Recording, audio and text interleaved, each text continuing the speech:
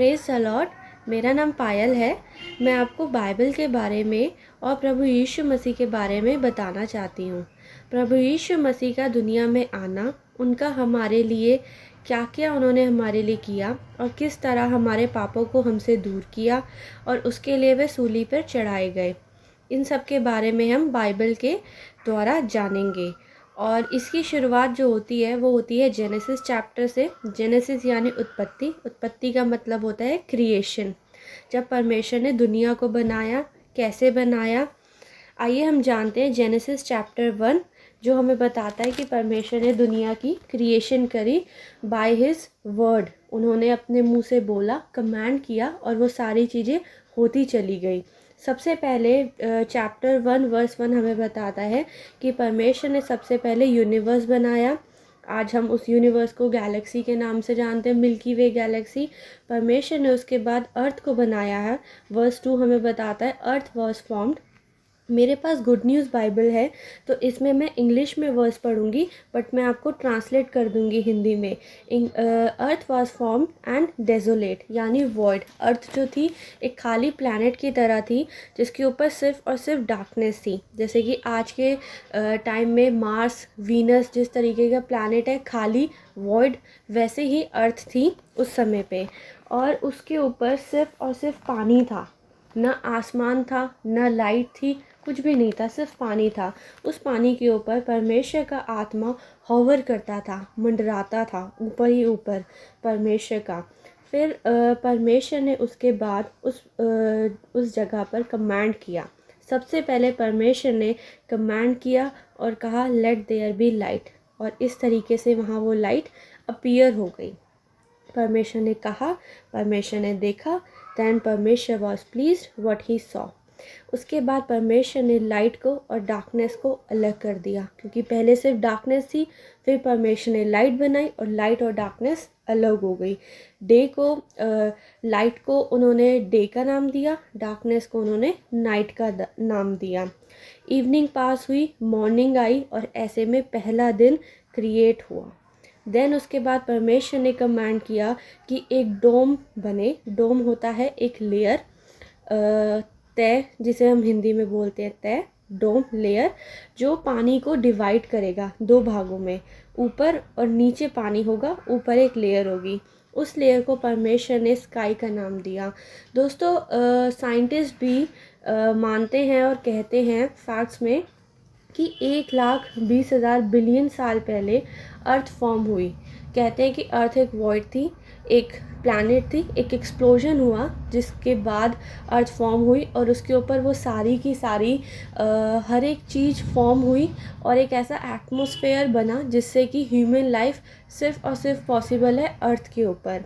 तो वो जो एक्सप्लोजन है, वो साइंटिस्ट उसे एक्सप्लोजन का नाम देते हैं। हम यहाँ पर देख रहे हैं कि परमेश्वर ने अपने मुंह से बोला, कमांड किया, और वो सारी की सारी चीज़ें होती चली गई।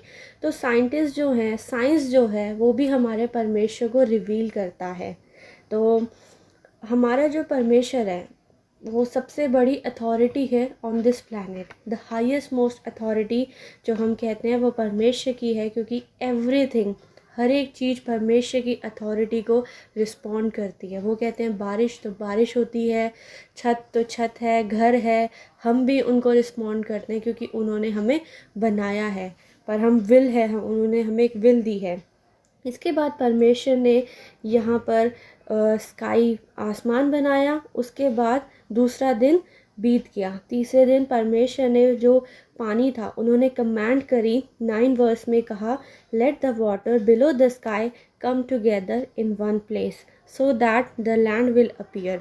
उन्होंने पानी को इकट्ठा करके एक जगह बनाया, जो आज की डेट में ओशियंस के नाम से जाना जाता है। Pacific ocean, Indian ocean, Atlantic ocean, और एक जगह को उन्होंने लैंड दिया जिसके ऊपर मल्टीपल कंट्रीज़ हैं आज की डेट में। इंडियन, सब कॉन्टिनेंट्स, कॉन्टिनेंट्स, बहुत बड़ी बड़ी कंट्रीज़ हैं।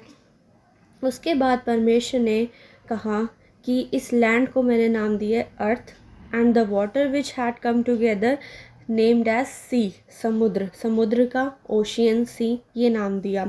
परमेश्वर was pleased and what he saw, उसके बाद 11 वर्ष में परमेश्वर ने कमांड किया कि let the earth produce all kinds of plants जो फ्रूट बियर करें, यानी कि सारे के सारे फल। उन्होंने स्पेसिफिकली कहा कि bear grain and fruits. Grain होते हैं हमारे चावल, दाल, हर तरीके की, बाजरा, आटे के, गेहूं के, उसको ग्रेन कहते हैं। चावल को ग्रेन कहते हैं। फ्रूट्स हम जानते हैं, आम, केला, सेब, ये सारे के सारे फ्रूट्स हैं।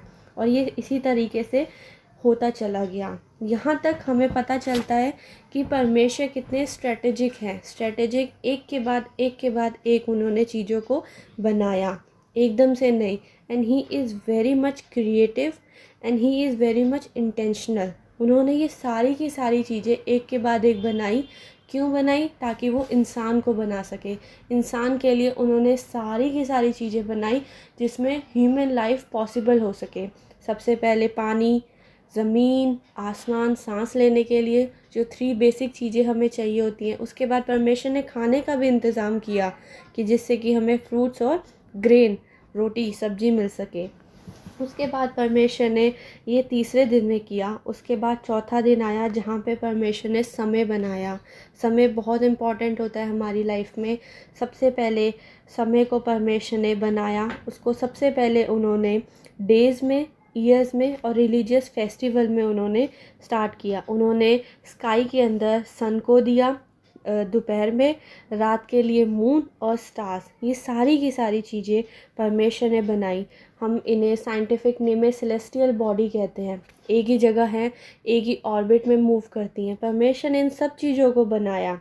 उसके बाद परमेश्वर ने सी के सारे क्रिएचर्स को बनाया, हर तरीके के, इवन जो अभी तक हम ढूंढ भी नहीं पाए हैं। इतनी ओशंस की लेयर्स होती हैं जहाँ नीचे हम जा भी नहीं सकते। वो सारे क्रिएचर्स परमेश्वर ने बनाए हैं। बर्ड्स बनाए, एनिमल्स बनाए, वो सारी की सारी चीज़ें परमेश्वर ने बनाई। उसके बाद परमेश्वर ने ये 5th डे में बनाया। उसके बाद छठे दिन में परमेश्वर ने इंसान को बनाया। छठवां जो दिन था, सिक्स्थ जो डे था, वो परमेश्वर ने इंसान को बनाया। उन्होंने कहा अपने आप में, अपने मन में कि let us make human being. और 7वां दिन जो था, उन्होंने उसको ब्लेस किया और कहा कि मैंने 6 दिन में पूरी पृथ्वी की रचना करी है, तो 7वां दिन मेरा रेस्ट का दिन होगा। इसीलिए 7वां दिन जो है सब्बत का डे बोला जाता है। ओल्ड टेस्टामेंट में होली डे कहा जाता है। और इस दिन पुराने नियम में कोई भी काम नहीं करता था, क्योंकि ये डे जो रेस्ट का डे होता है, जो भी आपके बिजनेस होते हैं, जो भी चीज़ होती है, इसलिए हम इस दिन आराम करते हैं। इसीलिए ये वाला जो दिन होता है, इसी दिन संडे को चर्च होती है। तो ये जो डे था, परमेश्वर ने होली रखा, कहा ये मेरे लिए रखो, पूरे हफ्ते मैं तुम्हें अच्छे से सेहत देता हूँ, ब्लेस करता हूँ, इस दिन तुम मेरी महिमा करो, क्योंकि मैंने तुम्हें ब्लेस करा है, स्ट्रेंथ दिया है और अच्छी लाइफ दी है। इसीलिए 7th जो डे होता है, परमेश्वर की महिमा का दिन होता है। इसके बाद हम आते हैं चैप्टर वर्स 2 में, जहाँ पे हम गार्डन ऑफ ईडन के बारे में और ज़्यादा डिटेल में जानते हैं। तो गार्डन ऑफ ईडन जो था, वहाँ पे परमेश्वर ने डिस्क्राइबली और डिटेल में बताया कि उन्होंने ह्यूमन की जो क्रिएशन करी थी वो कैसे करी थी। तो सबसे पहले उन्होंने 7th वर्स में लिखा है कि परमेश्वर ने थोड़ी सी मिट्टी ली, take some soil from the ground, ज़मीन से, और एक आदमी बनाया। उस आदमी के अंदर ही ब्रेथ। तो अभी तक जो हमने देखा, परमेश्वर ने कमांड किया। यहाँ पहली बार परमेश्वर ने इंसान को बनाया इन हिज इमेज, और उसके अंदर ही breath, life giving breath into his nostrils and the man began to live. और वो आदमी चलने लगा। इसीलिए जो सांस होती है परमेश्वर की दी गई होती है। इसीलिए कहते हैं कि हर सांस में परमेश्वर का धन्यवाद दो।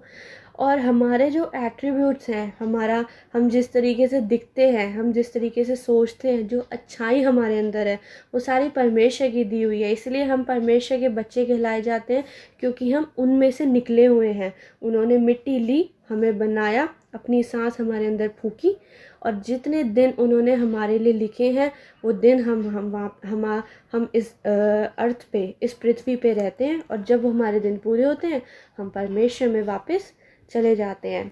और फिर उसके बाद परमेश्वर ने हवा को बनाया। बट हवा से पहले परमेश्वर ने आदम को कहा कि ये सारे के सारे जो फल हैं सब कुछ तुम्हारे लिए है, इन सब के ऊपर डोमिनियन करो। बट एक जो ट्री है उस ट्री का नाम है नॉलेज ट्री।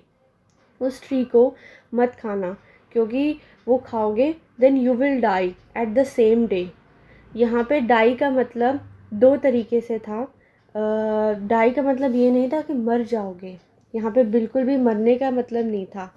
तो यहाँ पे जो मतलब था ये हम बाद में जानेंगे, पहले हम डाई का मतलब बाद में जानेंगे। इसके बाद हम देखते हैं कि परमेश्वर ने आदम को पावर दी और कहा कि ये जो अर्थ है पूरी, इसके ऊपर तुम बढ़ो और ये सारी की सारी चीज़ें मैंने तुम्हारे लिए बनाई है, इसको कंट्रोल करो, टेक ओवर करो इसको।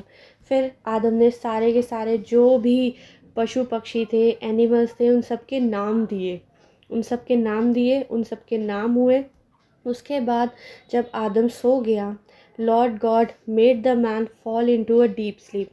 वर्स 21 में परमेश्वर ने आदम को सुला दिया। वाइल ही वॉज स्लीपिंग, जब वो सो रहा था, he took one of the man's rib, यानी आदम की एक रिब को उन्होंने लिया एंड उसके बाद उसका फ्लैश को क्लोज कर दिया। He formed a woman out of the rib and brought her to him. Then the man said, at last, here is one of my own kind bone, taken from my bone and flesh from flesh. Woman is her name because she was taken out of man. तो परमेश्वर ने उस एक rib से उस woman का creation करा। और ऐसे में पहली जो कवनेंट होती है, शादी जो होती है, एक कवनेंट होती है जहाँ एक मैन एक वुमेन दोनों बिकम वन फ्लैश। तो यहाँ पे इसी के बारे में बताया गया है। तो पहली जो शादी थी आदम और हवा की हेवन में हुई, इसी के बारे में यहाँ पर हमें बाइबल बताती है। फिर उसके बाद बाइबल हमें बताती है, इसीलिए that is why a man leaves his father, इसीलिए एक आदमी अपने पिता को छोड़ के, अपनी माता को छोड़ के, United with his wife, become one accord, इसीलिए वो होते हैं और उनको उस कवनेंट को परमेश्वर ब्लेस करता है। एंड उसके बाद थर्ड जो है हमारा वर्स, वो हमें बताता है द डिसोबीडियंस ऑफ मैन, कि कैसे डिसोबीडियंस आया, क्या था वो डिसोबीडियंस, कैसे अभी तो सब कुछ अच्छा भला है, सब कुछ ठीक ठाक हो रहा है, सब कुछ है, डोमिनियन है अर्थ के ऊपर, पावर है, सब कुछ है, फिर ये अचानक से स्ट्रगल, ये बीमारियाँ, ये सब कैसे आ गई। तो क्या ऐसा डिसोबीडियंस दिया, ऐसा किया इंसान ने, यानी आदम ने, हवा ने क्या किया, आइए हम अब आगे ये जानते हैं। अभी तक तो सिर्फ हमने क्रिएशन के बारे में जाना। Now the snake was the most cunning animal that the Lord God had made, यानी परमेश्वर ने जो भी जानवर बनाए थे उनमें से सांप जो था सबसे ज़्यादा कनिंग एनिमल था।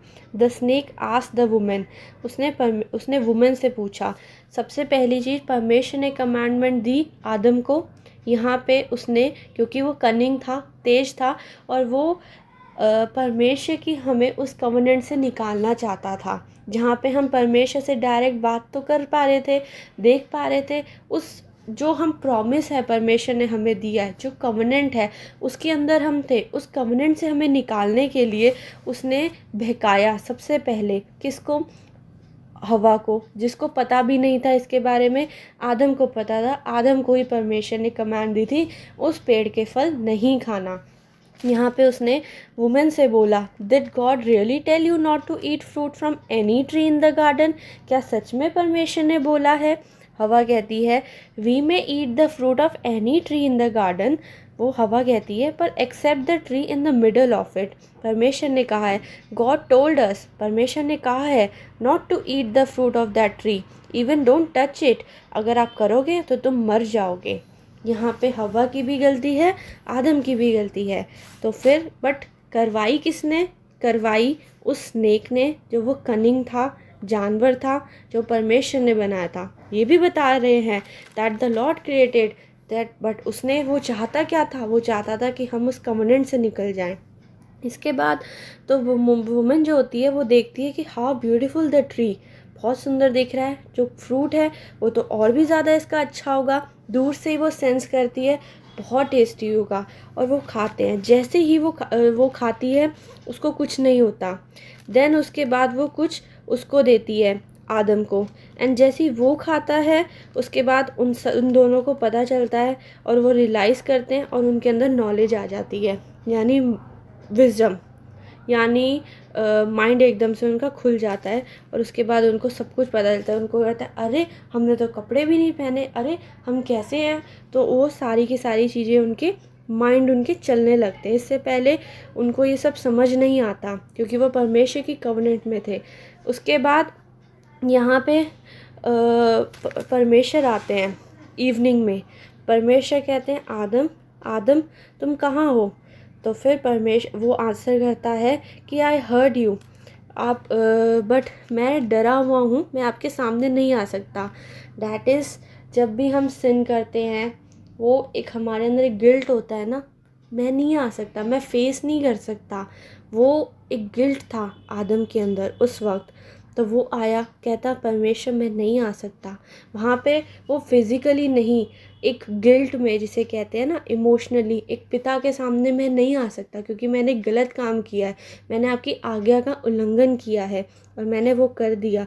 और फिर वहाँ पे परमेश्वर ने कहा था कि मैंने कहा था ना कि उसका फल मत खाना, तुमने फिर भी खाया। फिर आदम आंसर करता है, कहता है ये जो वुमेन है तुमने दी है इसने मुझे खिलाया। उसके बाद परमेश्वर कहते हैं the Lord asked the women why did you do that.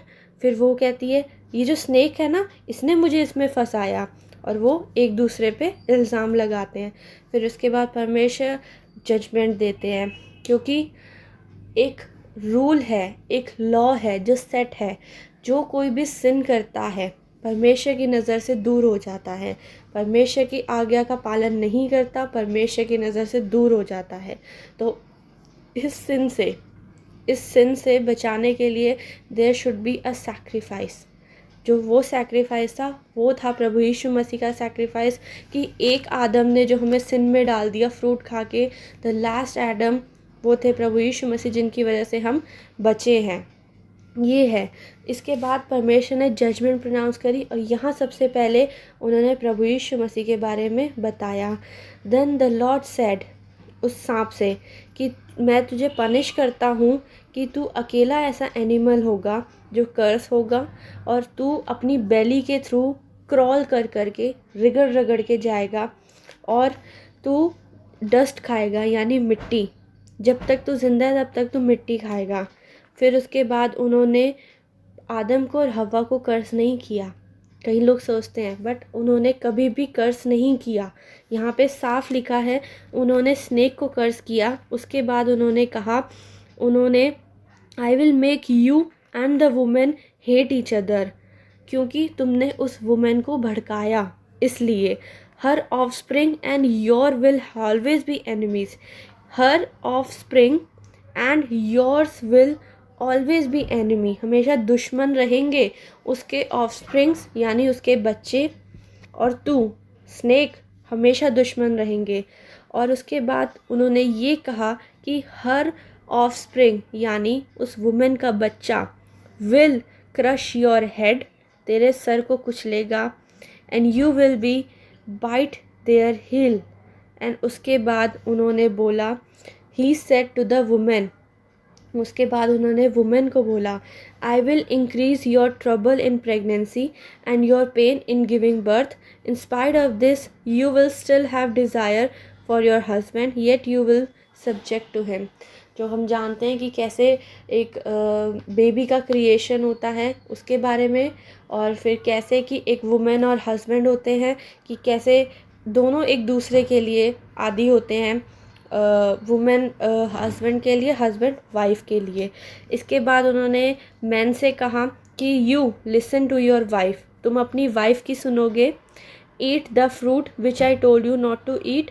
और इसके बाद because of what you have done, क्योंकि जो तुमने किया है। यहाँ पे परमेश्वर ने कर्ज नहीं किया, पनिशमेंट दी है। लोगों को हमेशा लगता है कर्ज कर दिया, नहीं, कर्ज नहीं किया, परमेश्वर ने पनिशमेंट दी कि ऐसा होगा। बट यहाँ पे उन्होंने प्रोफेसाई भी किया कि जिस वुमेन को तूने भड़काया उसी वुमेन से एक बच्चा आएगा जो तेरे सर को कुचलेगा। ये सबसे बड़ी प्रोफेसी थी जो परमेश्वर ने प्रभु यीशु मसीह के बारे में यहाँ पे कर दी थी। उसके बाद यहाँ पर हम जानते हैं और पढ़ते हैं कि कहा जाता है, इसके बाद यहाँ पे वो कहते हैं आदम से कि तू यहाँ पर वर्क हार्ड करेगा तब तू यहाँ पे खाना खा पाएगा, यानी जब तू इस पृथ्वी पर तेरा पसीना बहेगा नीचे ज़मीन पे तभी तू यहाँ पे खाना खा पाएगा, अदरवाइज़ तुझे कुछ नहीं मिलेगा। गार्डन जो था ईडन में उसमें तो सब कुछ मिलता था, फ्रूट्स, बट यहाँ पर अब तुझे अपना मेहनत करनी पड़ेगी, पसीना बहाना पड़ेगा तभी तू कुछ खा पाएगा, प्रोड्यूस कर पाएगा। इसी के साथ उन दोनों को उन्होंने गार्डन से बाहर किया, अर्थ को नीचे कर दिया और उसके बाद वो बढ़ने लगे। नेक्स्ट वीडियो में हम जानेंगे कि कैसे उनके बच्चे हुए आदम और हवा के, कैन और एबल, और कैसे पहला सिन जो ह्यूमन जो हमारे ह्यूमन रेस में आया, पहला सिन, उसके बारे में हम जानेंगे। तो कल हम वो चैप्टर स्टार्ट करेंगे। आज के लिए हमने क्रिएशन पढ़ा, और इसी के साथ अगर आपको मेरा वीडियो पसंद आया हो तो इसको लाइक और सब्सक्राइब कीजिएगा। Praise the Lord.